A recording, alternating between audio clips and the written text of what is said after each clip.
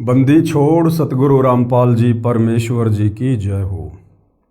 परमपिता परमात्मा सारी सृष्टि के रचनहार कुल मालिक असंख्य ब्रह्मांडों के स्वामी जगत गुरु तीनों लोकों में प्रवेश करके सबका धारण पोषण करने वाले राजा धीराज आत्माधार नाथों के नाथ देवों के देव महादेव सर्वेश्वर महेश्वर मृत्युंजय अजरो अमर आदि अनादि सनातनी प्रभु जगत पिता जगदीश्वर श्री श्री 1008 की उपाधि के वास्तविक अधिकारी अकाल मूर्त शब्द स्वरूपी राम वासुदेव सर्वगतम ब्रह्म परम पूज्य प्रथम पूज्य परम संत परम पुरुष परम धनी परम दयालु सत्य कबीर हक्का कबीर अल्लाहु कबीर अल्लाहु अकबर बाखबर अल्लाह ताला जगत के तारणहार जगत के मुक्तिदाता जगत के जगन्नाथ हारे के सहारे हिंदुओं के राम मुसलमानों के अल्लाह सिखों के वाहिगुरु ईसाइयों के मसीह दया के सागर दयानिधि करुणा के सागर करुणानिधि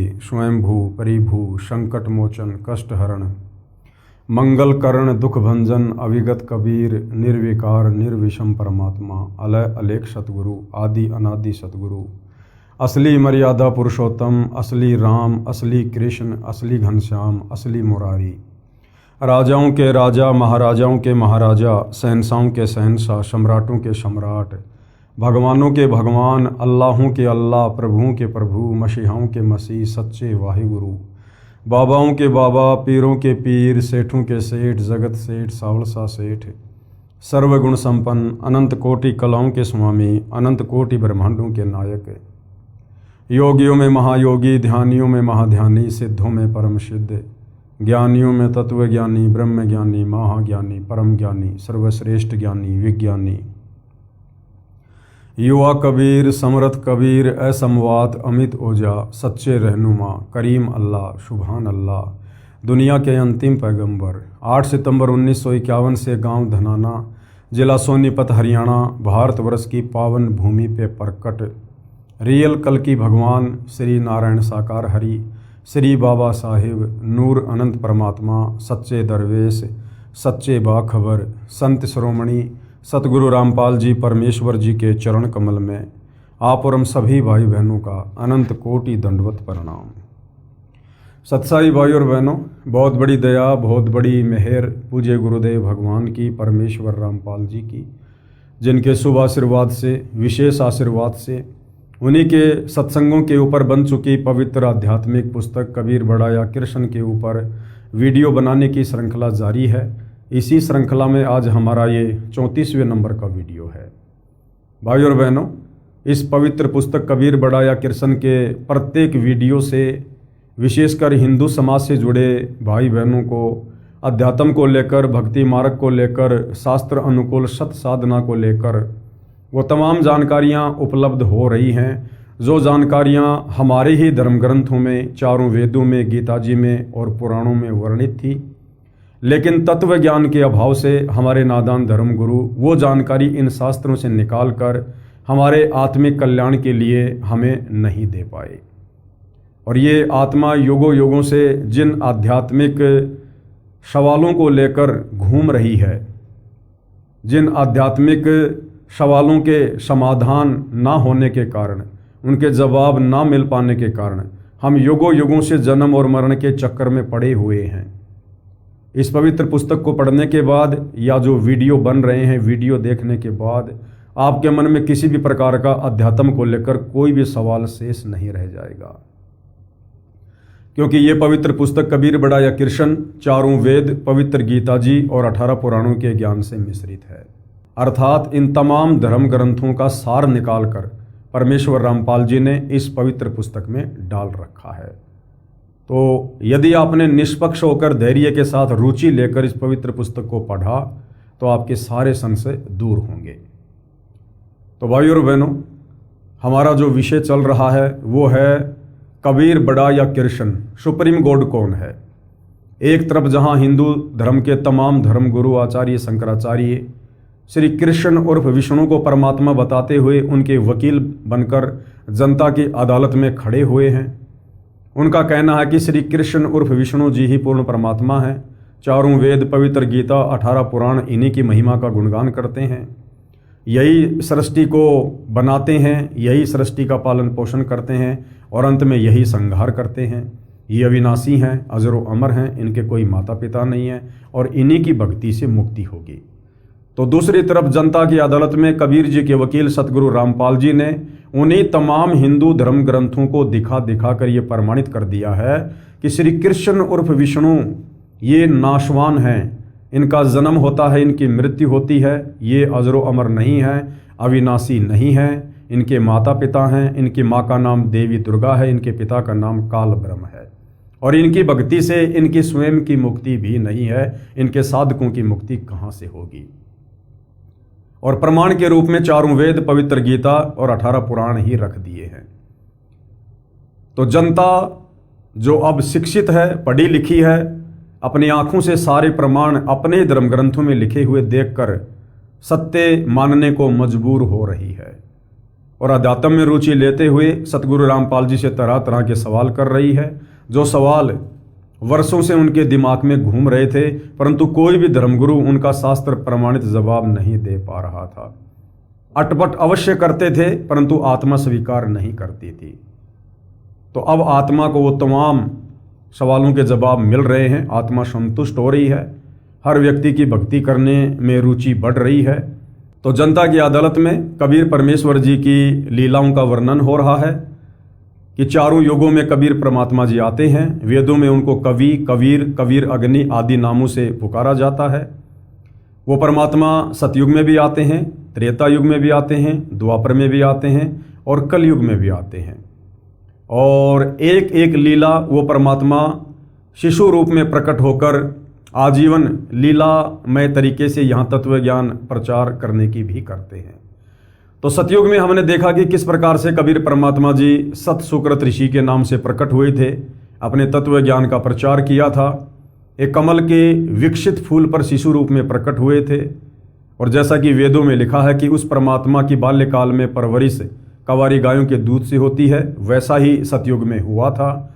और ये लीला कबीर परमेश्वर जी के ऊपर ही फिट बैठती है, अन्य किसी भी देव, महादेव, ब्रह्मा, विष्णु, महेश, राम या कृष्ण के ऊपर सटीक नहीं बैठती है। और बहुत सी आत्माओं को परमेश्वर ने अपनी शरण में लिया, उनका उद्धार किया। उसके बाद वही कबीर परमात्मा सतलोक से चलकर गति करके शिशु रूप में त्रेता युग में भी प्रकट होते हैं। आज हम त्रेता युग में परमेश्वर जी किस प्रकार लीलामय तरीके से प्रकट हुए थे, क्या क्या उन्होंने लीलाएं की, आज उस विषय पर हम आगे बढ़ेंगे। त्रेता युग में कबीर परमेश्वर जी का प्रकट होना। धर्मदास जी ने प्रश्न किया जिंदा रूप में कबीर परमात्मा जी से। धर्मदास जी ने पूछा, हे बंदी छोड़, आप त्रेता युग में मुनिंद्र ऋषि के नाम से अवतरित हुए, उस युग में किन किन पुण्यात्माओं ने आपकी शरण ग्रहण की? उत्तर है, हे धर्मदास, त्रेता युग में मैं मुनिंद्र ऋषि के नाम से प्रकट हुआ। त्रेता युग में भी मैं एक शिशु रूप धारण करके कमल के फूल पर प्रकट हुआ था। वेदों में लिखा है कि वो परमात्मा प्रत्येक युग में शिशु रूप में किसी तालाब पर एक कमल के फूल पर प्रकट होता है। अब भाइयों और बहनों, कमल के फूल पर प्रकट होने की लीला ना श्री विष्णु जी ने की, ना श्री ब्रह्मा जी ने की और ना शंकर जी ने की, ना श्री राम ने की, ना श्री कृष्ण जी ने की। तो वेदों के अनुसार जो परमेश्वर के प्रकट होने की लीलाएं लिखी हुई हैं वो केवल कबीर जी पर ही फिट बैठती हैं। एक वेद विज्ञ नामक ऋषि तथा सूर्या नामक उसकी साध्वी पत्नी थी। वे प्रतिदिन सरोवर पर स्नान करने जाते थे। उनकी आयु आदि से अधिक हो चुकी थी। वह निसंतान दंपत्ति मुझे अपने साथ ले गए तथा संतान रूप में पालन किया। प्रत्येक युग में जिस समय मैं एक पूरे जीवन रहने की लीला करने आता हूँ, मेरी परवरिश कवारी गायों से होती है। ये वेदों में लिखा हुआ है परमेश्वर की महिमा में। ये उनकी पहचान है जो वेदों में लिखी है कि बाल्यकाल में कबीर परमेश्वर की प्रत्येक युग में जब ये शिशु रूप में प्रकट होते हैं तो कवारी गायों के दूध से उनकी परवरिश होती है। बाल्यकाल से ही मैं तत्व ज्ञान की वाणी उच्चारण करता हूँ, जिस कारण से मुझे प्रसिद्ध कवि की उपाधि प्राप्त होती है। यानी वेदों में जो कवि नाम लिखा है वो कबीर परमात्मा जी का ही है। क्यों? क्योंकि परमात्मा बाल्यकाल से ही कविताओं के माध्यम से, दोहों के माध्यम से, चौपाइयों के माध्यम से, लोकोक्तियों के माध्यम से, श्लोकों के माध्यम से अपने तत्व ज्ञान का प्रचार करते हैं, जिस कारण उस कबीर परमेश्वर को प्रसिद्ध कवि की उपाधि भी दी जाती है, जो वेदों में लिखा हुआ है। जिस कारण से मुझे प्रसिद्ध कवि की उपाधि प्राप्त होती है, परंतु ज्ञानहीन ऋषियों द्वारा भ्रमित जनता मुझे न पहचान कर एक कवि की उपाधि प्रदान कर देती है। लोग सोच लेते हैं कि कबीर जी तो केवल एक कवि ही थे। भाई और बहनों, आज तक का इतिहास है, इस धरती पर ना जाने कितने कवि हुए हैं। कालिदास जी, सूरदास जी, रविदास जी, और भी ना जाने कितने कवि हुए हैं। किसी भी कवि का कोई शिष्य नहीं था। कबीर जी यदि मात्र एक कवि होते तो 650 साल पहले जहां हिंदुस्तान की पूरी जनसंख्या 4 करोड़ थी, उसमें से 64 लाख उनके शिष्य थे। आज से 650 साल पहले जातिवाद अपनी चरम सीमा पर था और कबीर परमात्मा जो जुलाहे की भूमिका कर रहे थे, एक धानक जुलाहे की भूमिका कर रहे थे, 650 साल पहले किसी धानक को अपना गुरु धारण करना तो दूर, कोई पंडित किसी धानक को अपना शिष्य भी धारण नहीं करता था। और धानक रूप में कबीर परमात्मा के 64 लाख शिष्य हो जाना, जिनमें पंडित रामानंद जैसी तोप, तो वो केवल एक कवि नहीं थे, वे साक्षात पूर्ण ब्रह्म परमेश्वर थे, परमात्मा जी थे। अन्यथा किसी भी कवि के कोई भी शिष्य नहीं हुए। केवल मुझसे परिचित श्रद्धालु ही मुझे समझ पाते हैं तथा वे अपना कल्याण करवा लेते हैं। त्रेता युग में कबीर देव का ऋषि मुनिंद्र नाम से प्राकाटे लेखक के शब्दों में निम्न पढ़ें।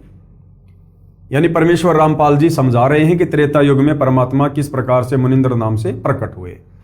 त्रेता युग में कबीर देव यानी कबीर परमेश्वर का मुनिंद्र नाम से प्राकाटे, वो परमात्मा कभी मां के गर्भ से जन्म लेकर नहीं आता है, वो स्वयंभू है, परिभू है, जिन्होंने सारी सृष्टि को उत्पन्न किया है। उस परमेश्वर को उत्पन्न करने में कोई भी स्त्री सक्षम नहीं है।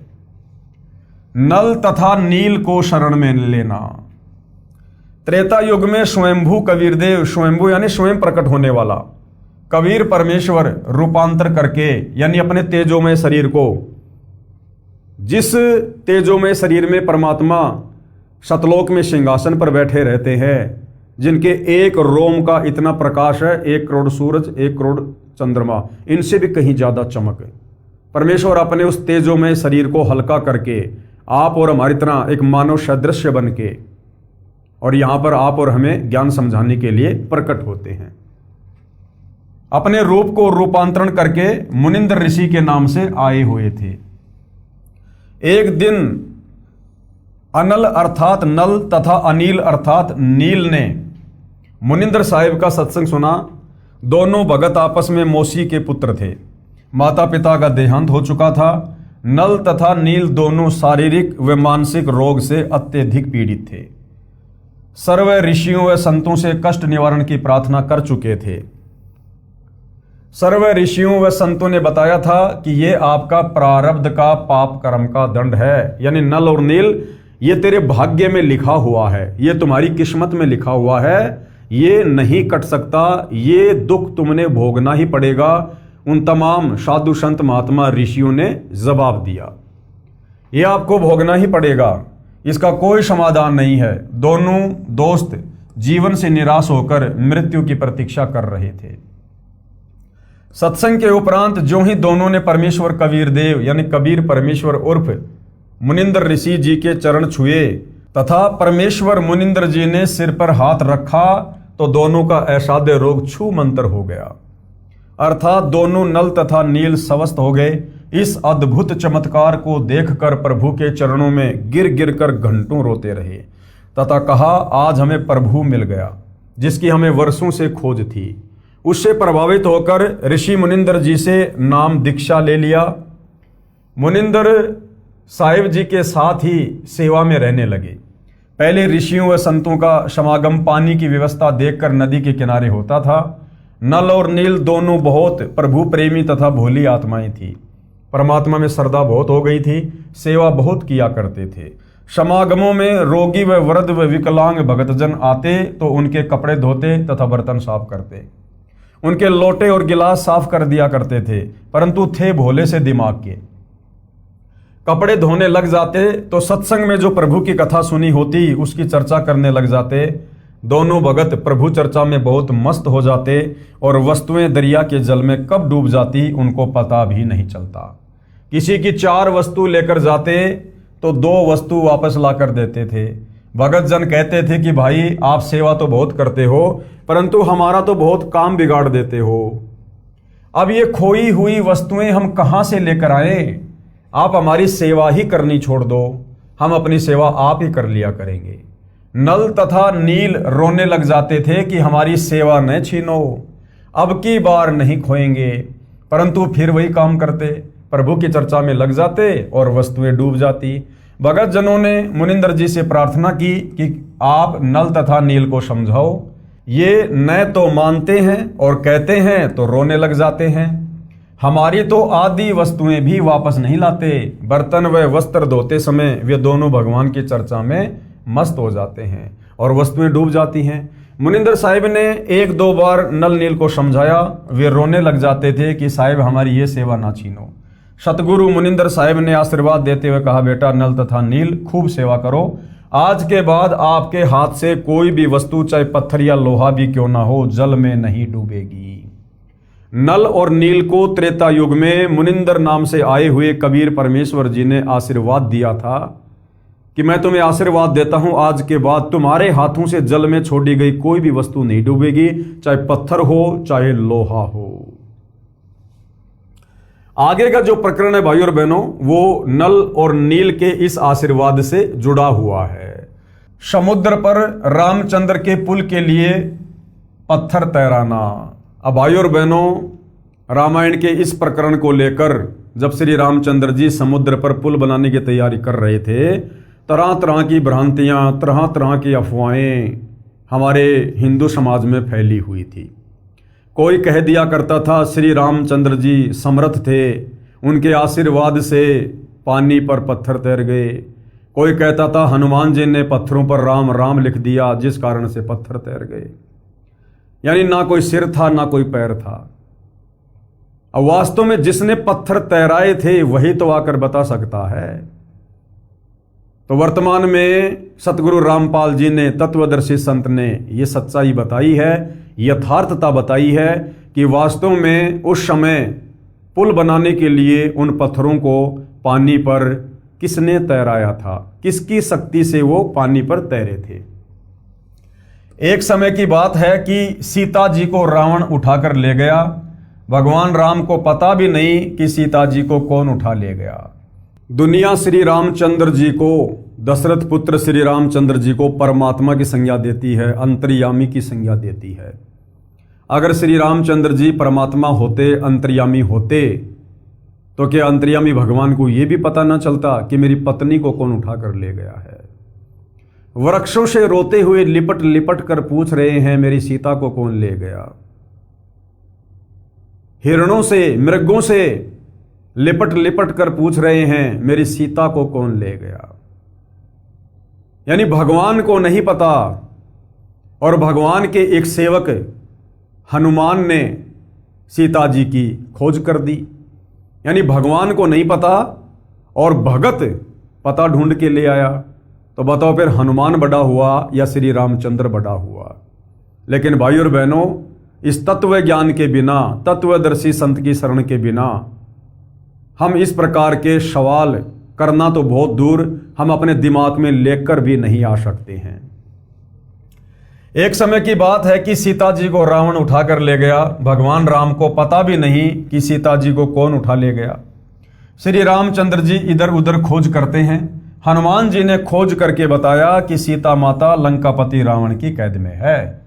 पता लगने के बाद भगवान राम ने रावण के पास शांति दूत भेजे तथा प्रार्थना की कि सीता लौटा दे, परंतु रावण नहीं माना। युद्ध की तैयारी हुई, तब समस्या ये आई कि समुद्र से सेना कैसे पार उतरे। भगवान श्री रामचंद्र जी ने 3 दिन तक घुटनों पानी में खड़ा होकर हाथ जोड़कर समुद्र से प्रार्थना की कि रास्ता दे। अगर श्री रामचंद्र जी पुल बनाने में सक्षम होते, उनके पास ऐसी कोई सिद्धि होती, तो 3 दिन तक समुद्र में घुटनों घुटनों पानी में हाथ जोड़कर खड़े रहकर समुद्र से याचना करने की आवश्यकता नहीं पड़ती। परंतु समुद्र टस से मस नहीं हुआ। जब समुद्र नहीं माना, तब श्री राम ने उसे अग्नि बाण से जलाना चाहा। भयभीत समुद्र एक ब्राह्मण का रूप बनाकर सामने आया और कहा कि भगवान, सबकी अपनी अपनी मर्यादाएं हैं, मुझे जलाओ मत, मेरे अंदर ना जाने कितने जीव जंतु बसे हैं। अगर आप मुझे जला भी दोगे तो भी आप मुझे पार नहीं कर सकते, क्योंकि यहाँ पर बहुत गहरा गड्ढा बन जाएगा जिसको आप कभी भी पार नहीं कर सकते। अब ये सुनकर श्री रामचंद्र जी की और मजबूरी हो गई। समुद्र ने कहा, भगवान ऐसा काम करो कि सर्प भी मर जाए और लाठी भी ना टूटे, मेरी मर्यादा भी रह जाए और आपका पुल भी बन जाए। तब भगवान श्री राम ने समुद्र से पूछा कि वह क्या है। ब्राह्मण रूप में खड़े समुद्र ने कहा कि आपकी सेना में नल और नील नाम के 2 सैनिक हैं।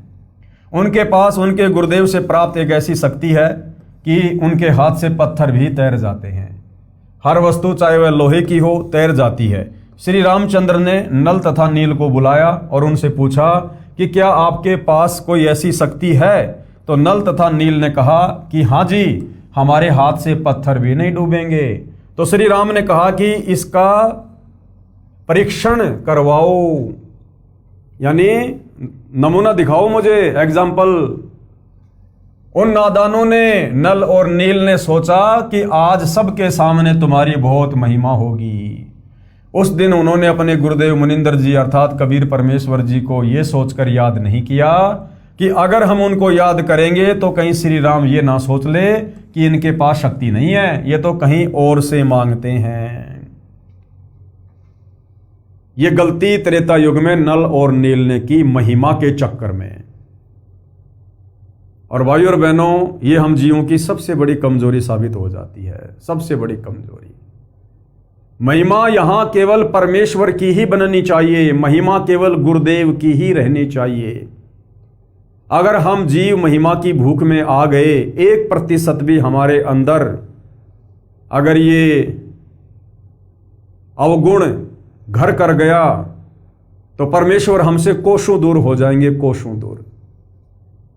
परमेश्वर कहते हैं, मान बड़ाई से हैं दूर और आजिज के हरि सदा हजूर।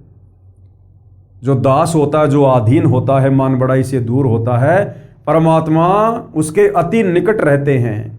और जिस भगत में तनिक भी मान बड़ाई होती है, अहंकार होता है, परमेश्वर उससे 100 कदम दूर हो जाते हैं। तो नल और नील उस दिन धोखा खा गए, मान बड़ाई के चक्कर में, महिमा के चक्कर में। और उसी समय उनकी शक्ति कबीर परमेश्वर जी ने छीन ली कि इनके पास शक्ति नहीं है, ये तो कहीं और से मांगते हैं। उन्होंने पत्थर उठाकर समुद्र के जल में डाला तो वह पत्थर डूब गया। नल तथा नील ने बहुत कोशिश की, परंतु उनसे पत्थर नहीं तरे। तब भगवान राम ने समुद्र की ओर देखा, मानो कहना चाह रहे हो कि आप तो झूठ बोल रहे थे, इनमें तो कोई शक्ति नहीं है। समुद्र ने कहा कि नल नील, आज तुमने अपने गुरुदेव को याद क्यों नहीं किया? अपने गुरुदेव को याद करो। वे दोनों समझ गए कि आज तो हमने गलती कर दी। उसी समय दोनों की बुद्धि ऑन हो गई, झटका लग गया। उन्होंने सतगुरु मुनिंदर साहिब जी को याद किया। सतगुरु मुनिंदर यानी कबीर परमेश्वर जी वहां पर पहुंच गए। भगवान रामचंद्र जी ने कहा कि हे ऋषिवर, मेरा दुर्भाग्य है कि आपके सेवकों से पत्थर नहीं तैर रहे हैं। मुनिंदर साहिब ने कहा कि अब इनके हाथ से कभी तैरेंगे भी नहीं, क्योंकि इनको अभिमान हो गया है। सतगुरु की वाणी प्रमाण करती है कि गरीब जैसे माता गर्भ को राखे यत्न बनाए, और ठेस लगे तो क्षीण होवे तेरी ऐसे भक्ति जाए। जैसे बहुत समय उपरांत किसी माता बहन को गर्भ होता है, पेट में बच्चा होता है, फिर वो किस प्रकार से सावधानी बरतती है कि कहीं मेरा गर्भ ना गिर जाए, कहीं मेरा बच्चा खराब ना हो जाए। उससे भी कहीं ज्यादा सावधानी इस भक्ति मार्ग पर एक भगत ने अपने गुरुदेव की मर्यादाओं को लेकर रखनी होती है। उस दिन के बाद नल तथा नील की वह शक्ति समाप्त हो गई। श्री रामचंद्र जी ने परमेश्वर मुनिंदर साहिब जी से कहा कि हे ऋषिवर, मुझ पर बहुत आपत्ति पड़ी हुई है, दया करो, किसी प्रकार सेना परले पार हो जाए। जब आप अपने सेवकों को शक्ति दे सकते हो तो प्रभु मुझ पर भी कुछ रजा करो। मुनिंदर साहिब जी ने कहा कि ये जो सामने वाला पहाड़ है, मैंने उसके चारों तरफ एक रेखा खींच दी है, इसके बीच बीच के पत्थर उठा लाओ, वे नहीं डूबेंगे। श्री राम ने परीक्षण के लिए पत्थर मंगवाया, उसको पानी पर रखा तो वह तैरने लग गया। अब श्री रामचंद्र जी ने क्या किया कि हनुमान जी को आदेश दिया कि हनुमान एक पत्थर उठा के ला। अब हनुमान तो पहलवान टाइप था, बड़ा सा पत्थर उठा के ले आया, और वो पत्थर जब पानी में डाला गया तो कबीर परमेश्वर जी के आशीर्वाद से, जो मुनिंदर नाम से आए हुए थे, वो पानी पर तैरने लगा। अब भाइयों और बहनों, होता क्या है, जो सेना रामचंद्र जी लेकर गए थे वहां पर, वो सेना कोई 10-20 व्यक्ति नहीं थे, वो करोड़ों में थी। और जिस समय परमात्मा कबीर जी, रामचंद्र जी, नल और नील, इनके बीच में जो वार्ता हो रही थी, तो वहां पूज्य गुरुदेव भगवान ने बताया कि मुश्किल से 10, 20, 100, 50 व्यक्ति होंगे।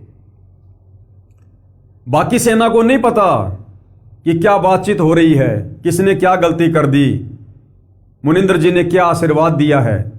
तो बाकी सेना को तो केवल हनुमान और वो पत्थर दिखाई दे रहा था, और जो पत्थर वहां डाला गया तो वो पानी पर तैरने लगा परमेश्वर जी के आशीर्वाद से।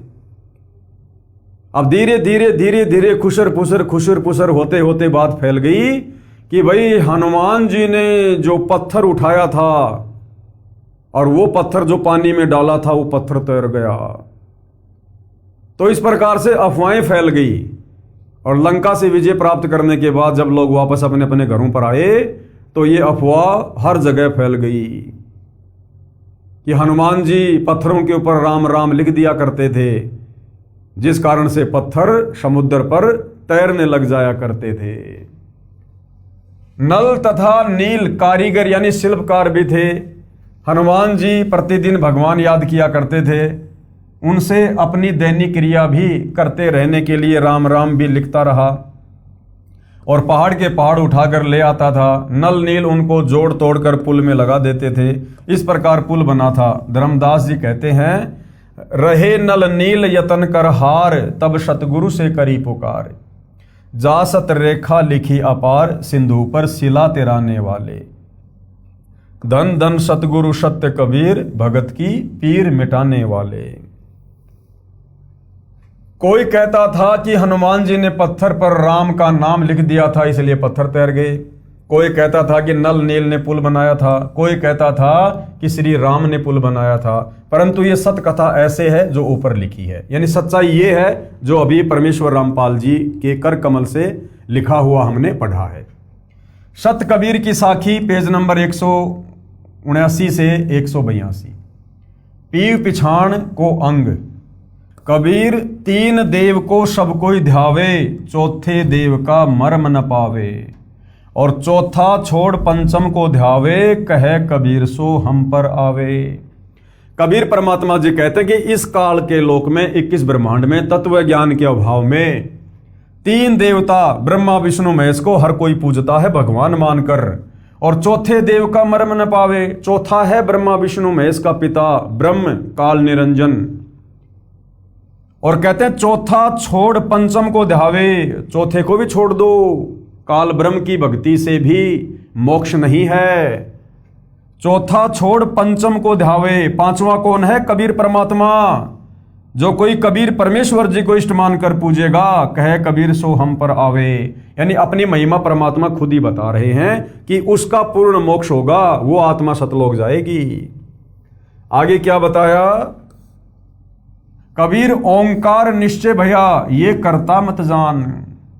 ओंकार, ये जो ओम मंत्र है, इस काल ब्रह्म का है। कहते हैं इसको पूर्ण परमात्मा मान के धोखा मत खाओ। साचा शब्द कबीर का पर्दे माही पहचान। तत्वदर्शी संत से उपदेश लेकर कबीर परमेश्वर का वास्तविक मोक्ष वाला मंत्र क्या है उसको पहचानो। कबीर राम कृष्ण अवतार हैं, इनका ना ही संसार। ये श्री राम श्री कृष्ण ये तो केवल अवतार हैं। कभी यहां ब्रह्मा जी का कोई अवतार आ जाता है काल प्रेरणा से, कभी विष्णु का, कभी शंकर का। तो राम और कृष्ण तो श्री विष्णु जी के अवतार थे। इनका ना ही संसार, इन्होंने सृष्टि को नहीं रचा। और जिन साहिब संसार किया और जिस परमात्मा ने पूरी सृष्टि को रचा, सो किन्हुन जन्या नार। उस कबीर परमात्मा को जन्म देने में कोई भी स्त्री सक्षम नहीं है। वो परमात्मा जन्म लेकर नहीं आता। जिस कबीर भगवान ने सृष्टि रची है वो जन्म लेकर नहीं आता है, वो स्वयंभू है, वो प्रकट होता है। राम और श्री कृष्ण की तरह वो जन्म लेकर नहीं आता है। कबीर चार बुझा के भजन में भूल पड़े सब संत। ये ब्रह्मा विष्णु महेश चार चार बुझा के भगवान हैं। कहते हैं इन्हीं की भक्ति में पूरा संसार भूला हुआ है, इनसे ऊपर किसी को परमात्मा नहीं मानता। कबीरा सुमरो तासु को जाके भुजा अनंत। और अपने आप को छुपाते हुए कबीर परमात्मा कह रहे हैं कि मैं कबीर तो उस भगवान की भक्ति करता हूं जिसकी भुजा अनंत है, जो अनंत कोटि कलाओं का स्वामी है, अर्थात सारी सृष्टि का मालिक कबीर भगवान। कबीर समुद्र पाट लंका गए सीता को भरतार। और ताही अगस्त मुनि पी गयो इनमें कौन करतार। परमेश्वर हमें समझाना चाहते हैं कि नादानो, तुमने केवल श्री रामचंद्र जी को इसी बात से भगवान मान लिया कि उन्होंने समुद्र के ऊपर पुलिया बना दिया था। हालांकि पुलिया किसने बनाया ये हमें अब पता चल गया। फिर भी जैसा भी हम लोकवेद में सुना करते थे दंत कथा में कि श्री रामचंद्र जी ने पुल बना दिया। चलो तुम्हारे अनुसार श्री रामचंद्र जी ने पुल बना दिया, जिस कारण से तुम उसको परमात्मा मानते हो। तो परमेश्वर कहते हैं कि एक अगस्त नाम का ऋषि था, उसने तो सातों समुद्रों को एक घूंट में पी लिया था अपनी सिद्धि शक्ति से। तुम्हारे रामचंद्र जी ने तो केवल समुद्र पे पुलिया ही बनाया। अगस्त ऋषि ने तो एक घूंट में सातों समुद्रों को सुखा दिया था।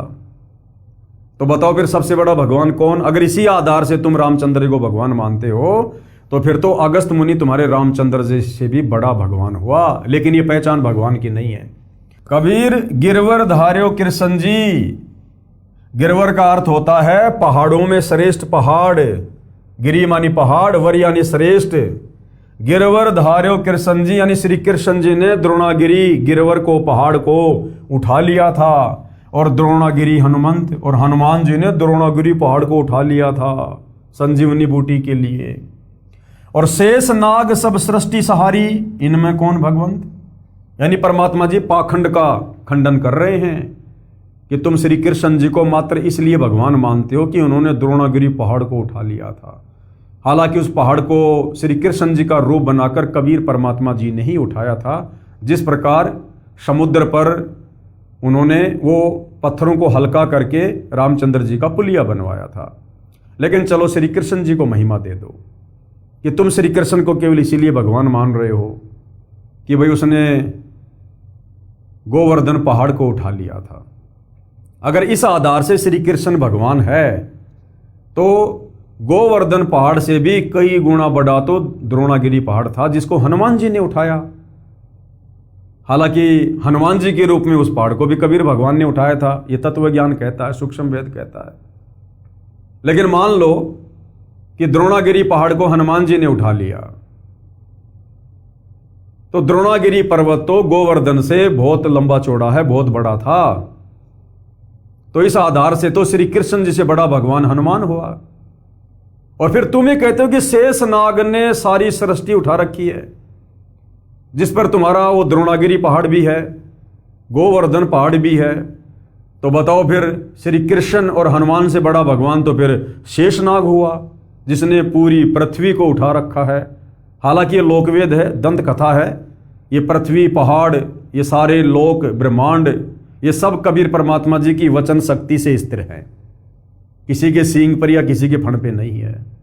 लेकिन परमात्मा पाखंड का खंडन कर रहे हैं कि तुमने केवल लोकवेद सुन रखा है, दंत कथाओं के आधार पर तुम इन भगवानों की महिमा कर रहे हो जो इस महिमा के योग्य नहीं हैं। इस सारी सृष्टि को कबीर परमेश्वर जी ने रचा है, बनाया है, और उस कबीर परमात्मा के लिए रत्ती भर भी भार नहीं है सारी सृष्टि का, रत्ती भर भी। परमेश्वर कहते हैं अनंत कोटि ब्रह्मांड का एक रत्ती नहीं भार, और सतगुरु पुरुष कबीर हैं ये कुल के सृजनहार।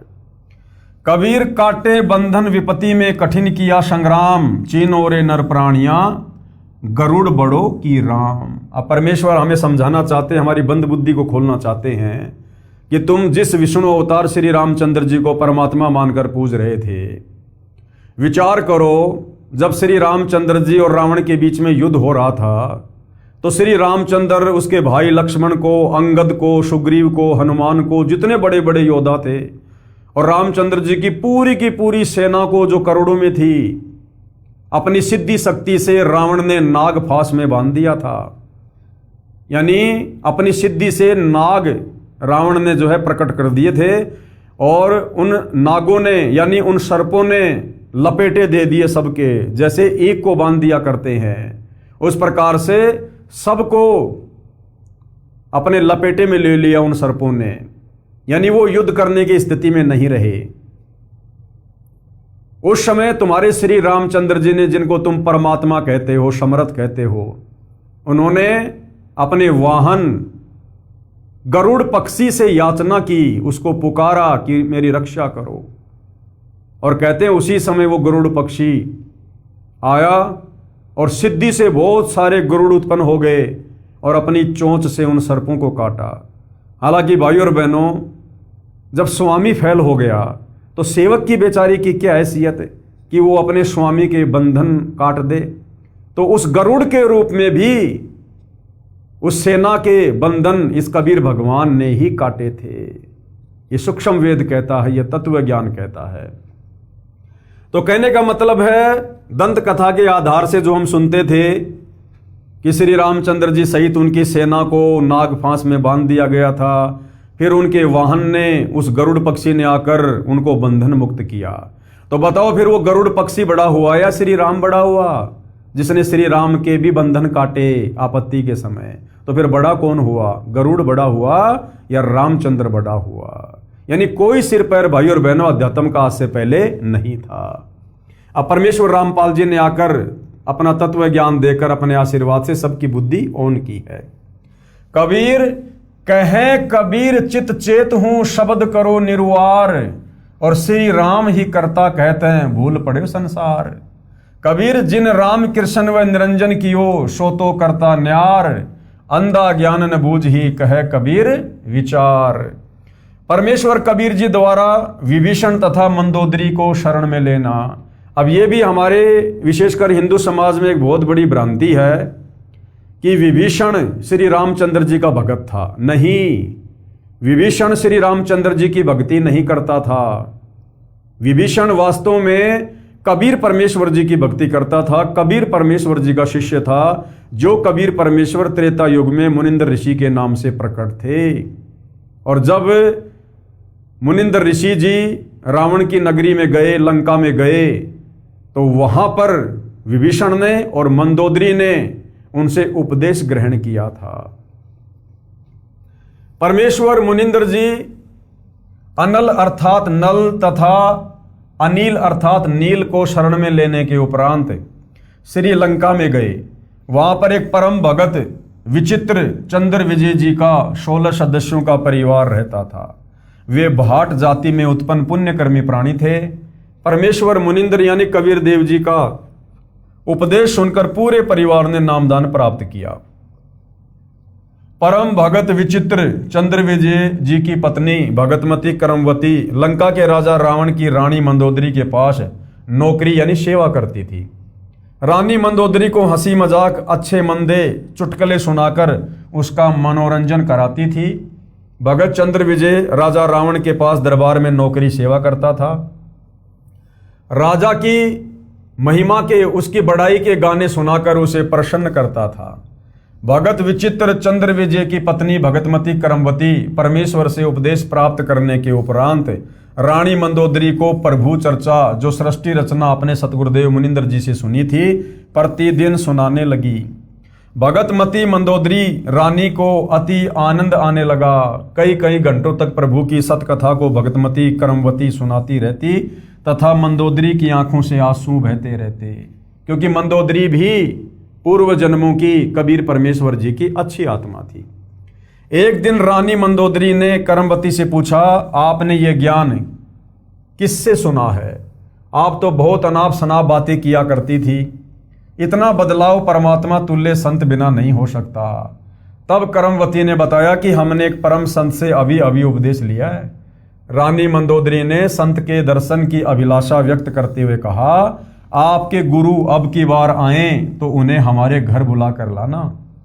अपनी मालकिन का आदेश प्राप्त करके शीश झुकाकर सत्कार पूर्वक कहा कि जो आपकी आज्ञा, आपकी नौकरानी वही करेगी। मेरी एक विनती है, कहते हैं कि संत को आदेश पूर्वक नहीं बुलाना चाहिए, स्वयं जाकर दर्शन करना श्रेयकर होता है। और जैसे आपकी आज्ञा वैसा ही होगा। महारानी मंदोदरी ने कहा कि अब के आपके गुरुदेव जी आए तो मुझे बताना, मैं स्वयं उनके पास जाकर दर्शन करूंगी। परमेश्वर ने फिर श्रीलंका में रजा की। मंदोदरी रानी ने उपदेश प्राप्त किया। कुछ समय उपरांत अपने प्रिय देवर भगत विभीषण जी को उपदेश दिलाया। भगतमती मंदोदरी उपदेश प्राप्त करके अहरनिश यानी दिन रात भगवान स्मरण में लीन रहने लगी। अपने पति रावण को भी सतगुरु मुनिंदर जी से उपदेश प्राप्त करने की कई बार प्रार्थना की, परंतु रावण नहीं माना तथा कहा करता था कि मैंने परम शक्ति महेश्वर मृत्युंजय शिव जी की भक्ति की है, इसके तुल्य कोई शक्ति नहीं है, आपको किसी ने बहका लिया है। कुछ ही समय उपरांत वनवास प्राप्त श्री सीता जी का अपहरण करके रावण ने अपने 9 लखा बाग में कैद कर लिया। भगतमती मंदोदरी के बार बार प्रार्थना करने से भी रावण ने माता सीता जी को वापस छोड़कर आना स्वीकार नहीं किया। तब भगतमती मंदोदरी जी ने अपने गुरुदेव मुनिंदर जी से कहा, महाराज जी, मेरे पति ने किसी औरत का अपहरण कर लिया है, मुझसे सहन नहीं हो रहा है, वह उसे वापस छोड़कर आना किसी कीमत पर भी स्वीकार नहीं कर रहा है। आप दया करो मेरे प्रभु, आज तक जीवन में मैंने ऐसा दुख नहीं देखा था। परमेश्वर मुनिंदर जी ने कहा कि बेटी मंदोदरी, ये औरत कोई साधारण स्त्री नहीं है। श्री विष्णु जी को श्रापवश पृथ्वी पर आना पड़ा है। वे अयोध्या के राजा दशरथ के पुत्र रामचंद्र नाम से जन्मे हैं। इनको 14 वर्ष का वनवास प्राप्त है तथा लक्ष्मी जी स्वयं सीता रूप में इनकी पत्नी रूप में वनवास में श्री राम के साथ थी। उसे रावण एक साधु वेश बनाकर धोखा देकर उठा लाया है। ये स्वयं लक्ष्मी ही सीता जी है। इसे शीघ्र वापस करके क्षमा याचना करके अपने जीवन की भिक्षा याचना रावण करे तो इसी में इसका शुभ है। अब मंदोदरी और ज्यादा डर गई। भगतमती मंदोदरी के अनेकों बार प्रार्थना करने से रावण नहीं माना तथा कहा कि वे 2 मशखरे जंगल में घूमने वाले मेरा क्या बिगाड़ सकते हैं। मेरे पास अनगनत सेना है, मेरे 1 लाख पुत्र तथा 1.25 लाख नाती हैं। मेरे पुत्र मेघनाथ ने स्वर्ग राज इंद्र को पराजित कर उसकी पुत्री से विवाह कर रखा है। 33 करोड़ देवताओं को हमने कैद कर रखा है। अब बताओ भाई और बहनों, आज हमारे धर्म गुरु जिन देवी देवताओं की हमसे पूजा करवाते हैं, उन देवी देवताओं को तो रावण ने अपने कैद में डाल रखा था। ये देवी देवता इतने बेबस और इतने लाचार हैं और इनकी भक्ति करवाकर हमें मोक्ष दिलाने का ठेका ले रहे थे हमारे धर्म गुरु। जिस रावण ने 33 करोड़ देवी देवताओं को कैद में डाल रखा था, उन देवताओं से अच्छा तो रावण की भक्ति है। रावण की पूजा करनी चाहिए फिर तो, जिसने देवी देवताओं को भी कैद में डाल रखा था युद्ध में पराजित करके। और ये हमारे नादान धर्मगुरु इन देवी देवताओं की इतनी महिमा करके समाज में इनको इतना महिमावान घोषित कर रखा कि बस इन्हीं की भक्ति से पूर्ण मोक्ष होगा। तो ऐसे भाइयों और बहनों, अध्यात्म के नाम पर पूरे समाज का इन धर्मगुरुओं ने हिंडोला बना रखा है। तू मुझे उन 2 बेसहारा जंगल में विचर रहे वनवासियों को भगवान बताकर डराना चाहती है। इस स्त्री को वापस नहीं करूंगा। मंदोदरी ने भक्ति मार्ग का ज्ञान जो अपने पूज्य गुरुदेव से सुना था, रावण को बहुत समझाया। विभीषण ने भी अपने बड़े भाई को समझाया। रावण ने अपने भाई विभीषण को पीटा तथा कहा कि तू ज्यादा श्री रामचंद्र का पक्षपात कर रहा है, उसी के पास चला जा। एक दिन भगतमती मंदोदरी ने अपने पूज्य गुरुदेव से प्रार्थना की कि हे गुरुदेव, मेरा सुहाग उजड़ रहा है, एक बार आप भी मेरे पति को समझा दो। यदि वह आपकी बात को नहीं मानेगा तो मुझे विधवा होने का दुख नहीं होगा। अपनी वचन की बेटी मंदोदरी की प्रार्थना स्वीकार करके राजा रावण के दरबार के समक्ष खड़े होकर परमेश्वर मुनिंद्र जी ने द्वारपालों से राजा रावण से मिलने की प्रार्थना की। द्वारपालों ने कहा, ऋषि जी, इस समय हमारे राजा जी अपना दरबार लगाए हुए हैं। इस समय अंदर का संदेश बाहर आ सकता है, बाहर का संदेश अंदर नहीं जा सकता। हम विवश हैं। तब पूर्ण प्रभु अंतर्ध्यान हुए तथा राजा रावण के दरबार में प्रकट हो गए। रावण की दृष्टि ऋषि पर गई तो गरज कर पूछा कि इस ऋषि को मेरी आज्ञा के बिना किसने अंदर आने दिया है? उन द्वारपालों को लाकर मेरे सामने कत्ल कर दो। तब परमेश्वर ने कहा, राजन, आपके द्वारपालों ने स्पष्ट मना कर दिया था। उन्हें पता नहीं कि मैं कैसे अंदर आ गया।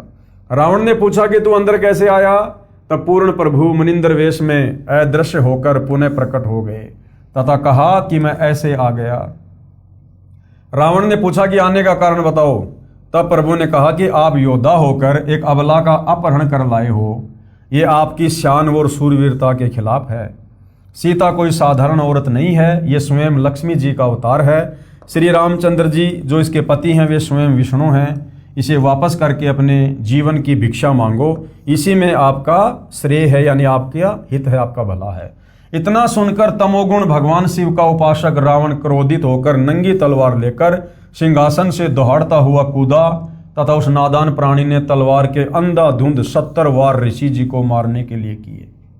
परमेश्वर मुनिंद्र जी ने एक झाड़ू की सींक हाथ में पकड़ी हुई थी, उसको ढाल की तरह आगे कर दिया।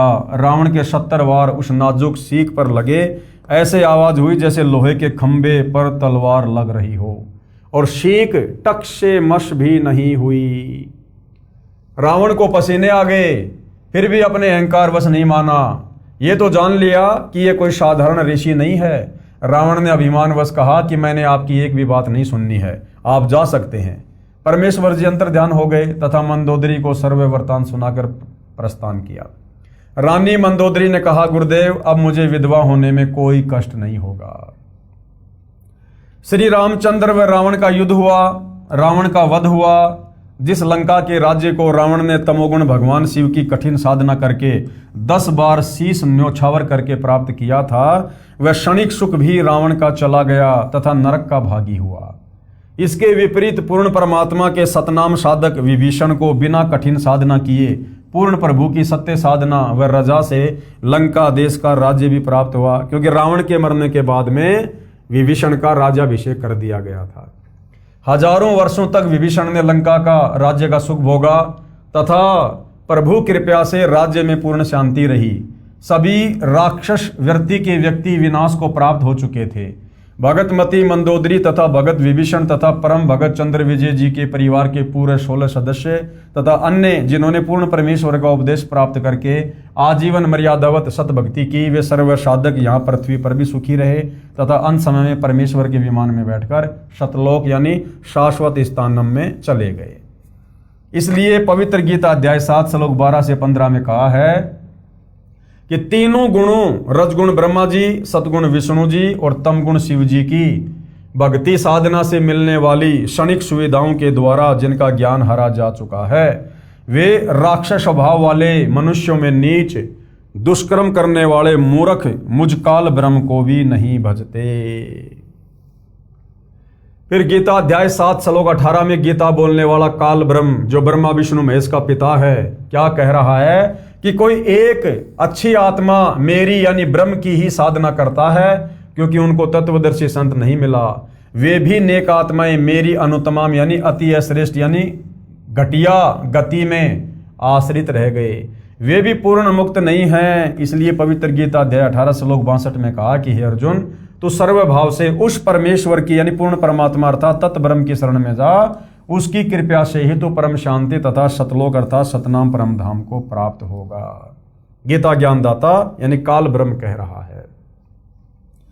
इसलिए पुण्यात्माओं से निवेदन है कि आज इस दासन के भी दास यानी सतगुरु रामपाल जी अपने लिए कह रहे हैं कि मेरे पास पूर्ण परमात्मा प्राप्ति की वास्तविक विधि प्राप्त है, निःशुल्क उपदेश लेकर लाभ उठाओ।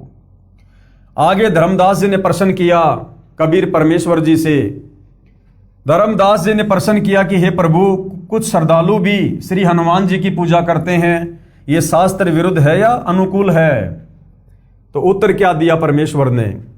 कबीर देव जी ने कहा कि हे धर्मदास, अर्जुन को काल ब्रह्म ने श्रीमद् भगवत गीता अध्याय 16 श्लोक 23-24 में कहा कि हे अर्जुन, जो व्यक्ति शास्त्र विधि को त्याग कर अपनी इच्छा से मनमाना आचरण यानी पूजा करता है, वह न सिद्धि को प्राप्त होता है, न परम गति को, न सुख को ही।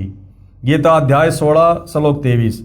इससे तेरे लिए कर्तव्य अर्थात जो करने योग्य भक्ति कर्म तथा अकर्तव्य अर्थात न करने योग्य जो त्यागने योग्य जो कर्म है, उनकी व्यवस्था में शास्त्र में लिखा उल्लेख ही प्रमाण है। यानी कौन सी भक्ति करनी चाहिए, कौन से भक्ति कर्म करने चाहिए और कौन से नहीं करने चाहिए, शास्त्र ही प्रमाण है। किसी की दंत कथा पे, सुनी सुनाई बातों पे यकीन मत करना। ऐसा जानकर तू शास्त्र विधि से नियत भक्ति कर्म अर्थात साधना ही करने योग्य है। गीता अध्याय 16 श्लोक 24। हे धर्मदास जी, गीता अध्याय 7 श्लोक 12 से 15 व 20 से 23 तथा गीता अध्याय 9 श्लोक 20 से 23 तथा 25 में गीता ज्ञानदाता काल ब्रह्म ने तीनों देवताओं रजगुण ब्रह्मा, सदगुण विष्णु तथा तमगुण शिव की पूजा करना भी व्यर्थ कहा है। फिर भला हनुमान जी की पूजा शास्त्र अनुकूल कैसे हो जाएगी? जब गीता अध्याय 7 श्लोक नंबर 12 से 15 में 20 से 23 में ब्रह्मा विष्णु महेश की पूजा करने के लिए भी मना किया गया है गीता ज्ञानदाता काल ब्रह्म के द्वारा, तो हनुमान जी तो ब्रह्मा विष्णु महेश से बड़े नहीं हो सकते। तो हनुमान जी की पूजा भी मनमाना आचरण है, शास्त्र विरुद्ध साधना है। भूतों की पूजा, पितरों की पूजा व अन्य सर्व देवताओं की पूजा को भी अविधि पूर्वक यानी शास्त्र विरुद्ध बताया गया है। हनुमान तो राम भगत थे, वे स्वयं भी भक्ति करते थे तथा अन्य को भी राम की भक्ति करने को ही कहा करते थे। यदि कोई भगत दूसरे भगत की पूजा करता है, वह शास्त्र विधि विरुद्ध होने से व्यर्थ है। त्रेता युग में मैंने हनुमान को भी शरण में लिया था। तो परमेश्वर जी कह रहे हैं कि हनुमान जी तो एक भगत थे और वो तो दूसरों को भी श्री रामचंद्र जी की भक्ति करने की सलाह दिया करते थे।